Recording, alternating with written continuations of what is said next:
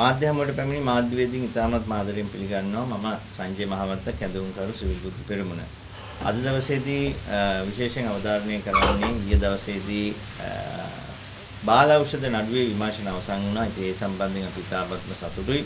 ඖෂධ සහ සෞඛ්‍ය ශාස්ත්‍රය සම්බන්ධයෙන් අපි දිගින් දිගටම කරුණු කාරණා අනාවරණය කළා. මේ අනාවරණය කිරීමේ ප්‍රතිඵලයක් විදිහට අද දවසේදී විශේෂයෙන් අවධානය කරනවා. ශ්‍රී ලංකාවේ සෞඛ්‍යයේ හදවත බඳු ජාතික රෝහල මේ වෙන විට අරාජික වෙලා තියෙනවා. මේ ජාතික රෝහල අරාජික වෙන්න හේතුව තමයි ජාතික රෝහලට අධ්‍යක්ෂකවරයෙක් නැතිකම.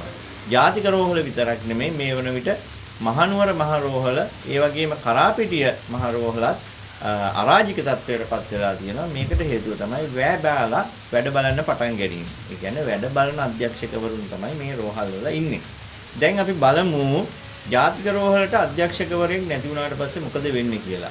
දැන් වැඩ බලන අධ්‍යක්ෂකවරයෙක් රාගම රෝහලේ ඉඳලා පත් කළා තියෙනවා.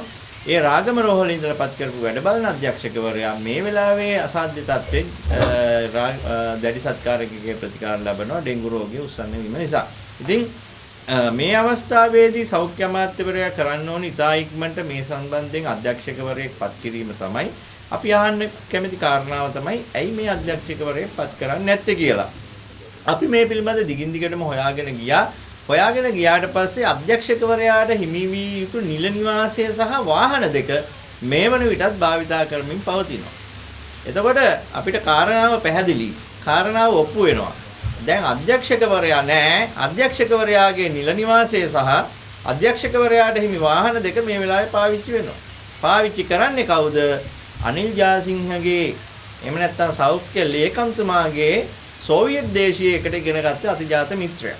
දැන් අපි අහන්න කැමති මිත්‍රයාට සැලකීම සඳහා ජාතික රෝහල වැනි මේ සුවිශේෂී රෝහලක අධ්‍යක්ෂක ධූරයේ බිලිදීමට තරම් අනිල් ජාසිංහ හෝ සෞඛ්‍ය අමාත්‍යවරයා කටයුතු කරනවා නම් පැහැදිලිව මේක වරදක්.